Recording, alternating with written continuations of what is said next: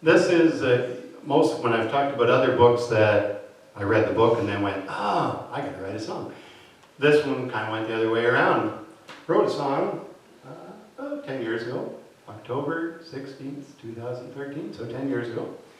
And put it on that little disc I did with Mr. Cormier, and that was good fun. Anyway, Tom Burke calls up one day and says, I'm listening to this interview. And this guy, I think he stole your song. Anyway, the guy was this fellow, Mark Bowden, who's a journalist and an author, and the best known book he had is called Black Hawk Down, that became a movie and this kind of stuff. Anyway, in about 78, 79, somewhere in that, he was a cub reporter assigned to the crime beat in suburban Washington, like into Maryland, whatever. And it was one of those deals where a couple of teenage girls go off to the mall to do what teenage girls do, and then they disappeared. And they never really did get found or any of that. But it happens a lot with journalists, it happens a lot with cops, it happens with others who, something that got away from them that they were, they knew a lot about, and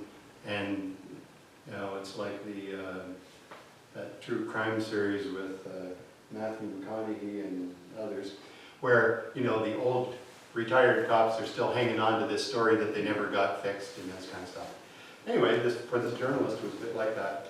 Finally, probably about 2015 or 16, they did the DNA thing, and the DNA match came up with this guy that had already been put in jail for a similar crime and had expired while incarcerated, so they couldn't get it for sure. But anyway, so this story, I then looked it up, got the book sent to me, read the book, and went, yeah, that's cool.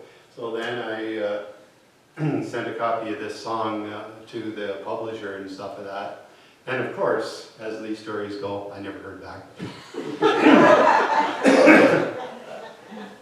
I would have thought, man, if I wrote that story, was so attached to it, and then somebody had put it together in 6 stanzas, I think I'd go, no shit, that's all right, I like that.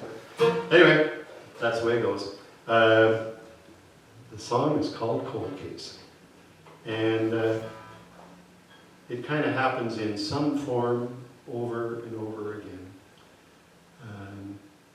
Journalists end up being called to, horrendous stuff and having to tell the story of it and everything like that, and then something happens somewhere else, and now, something shiny over there. That's all everybody's talking.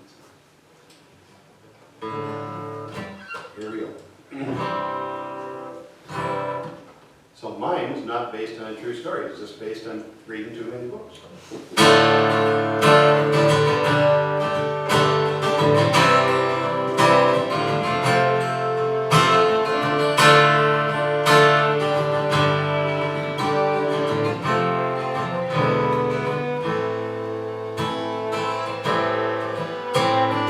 Biggest thing ever seen in this small town. Headlines so loud that they scream.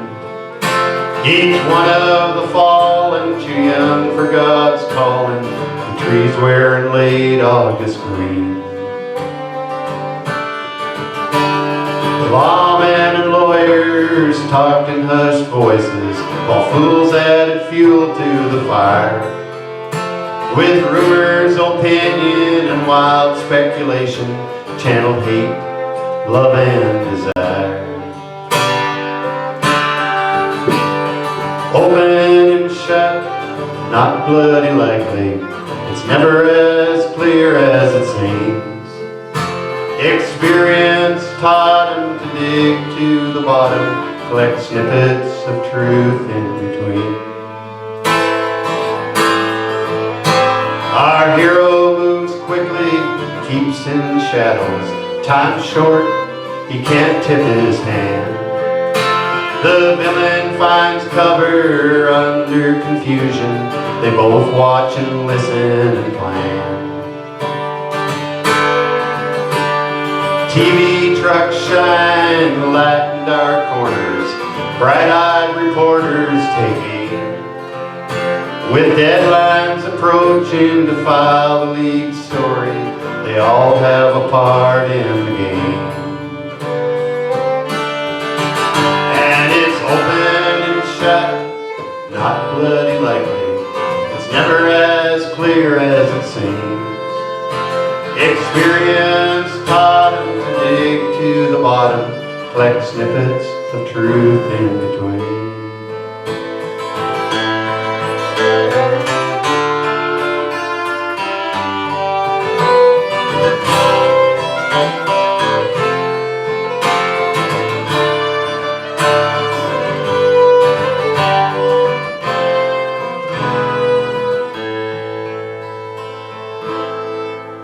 Can our hero find answers? Ask the right questions. Will the villain add to his crime? The attention span drifts. Tomorrow's sensation will leave the town wondering why. But it's open and shut, not bloody likely. It's never as clear as it seems. Experience taught him to dig to the bottom, collect snippets of truth in between.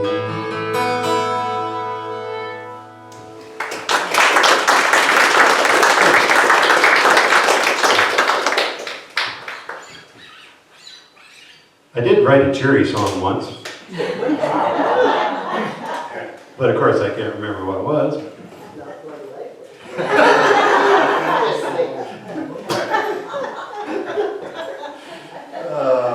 Oops, did I say that loud? Oh, only a little bit. Use your library voice. Yes, if we do need a break, we've got a number of teachers, librarians, and principals here. We could have a little reading from, one of those good children's books that they usually cheer you up in some way. Actually, some of them are really sad. Yeah. I love you forever. Yeah. My favorite was always Goodnight Moon, but there you go. It's a real dandy, but what can you do? So if you can't get Goodnight Moon, then you can just have Hurricane Katrina blowing everything apart. I've read a lot of this guy's stuff, James Lee Burke. Cool dude. He's still going. He can play guitar, and he can teach college English classes, and he can write Dave Robichaux detective novels. He spent most of his career living in New Iberia, Louisiana, so in the swamp north of New Orleans. And so a lot of his books were settled there, set there is the right word. Dave Robichaux, the detective, is like Harry Bosch, one of these guys who served in the war and still having flashbacks, except sometimes Robichaux, he seems to conjure up other images like Confederate soldiers rising out of the marsh and stuff like that. There was a good movie with Tommy Lee Jones that's one of James Lee Burke's stories there. Anyway, so why am I holding this guy up? I've probably read about 15 of his stories, and his detectives are human. They usually get it right, but sometimes push things a little too far, that kind of thing. And the author has a real thing about music. So he doesn't write about music, but he makes sure that it's there all the time. So if he's got to meet with some guy, of course he's going to meet with him in a bar that's got a great blues singer. So while he's waiting for the guy to come, he'll comment on the music and this kind of stuff. And it's kind of, so there's always music just kind of one arm's length away for all these characters.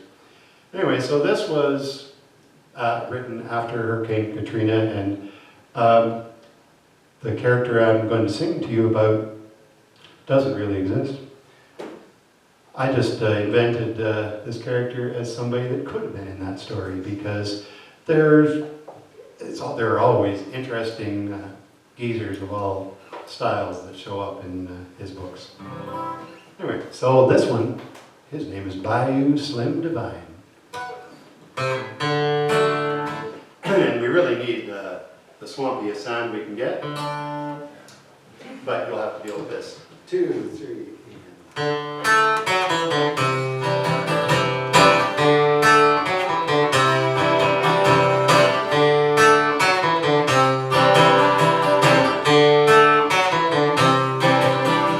Well, he died in that big easy chair.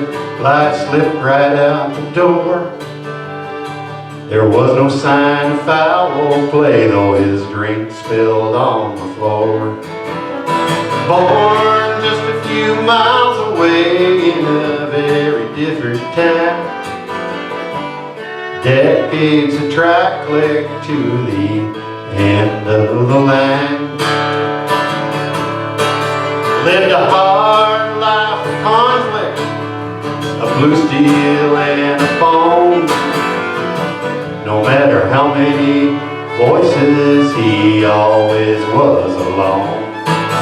Tore up, parked on the line between righteous and wrong, and more than I can tell in only 1 3-minute song.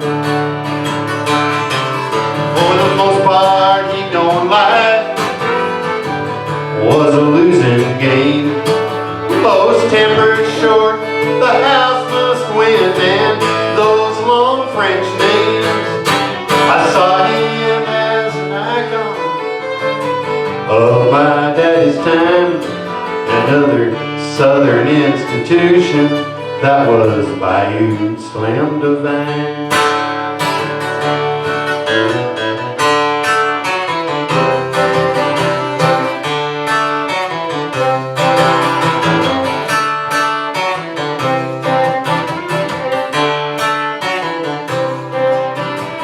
Parish known for music, fights, and Sunday morning prayer. He simply had no equal, and hey, no one even dared. The big hurricane was coming, the waves crashed over the coast. Crossed himself, his train was leaving, Father, Son, and Holy Ghost.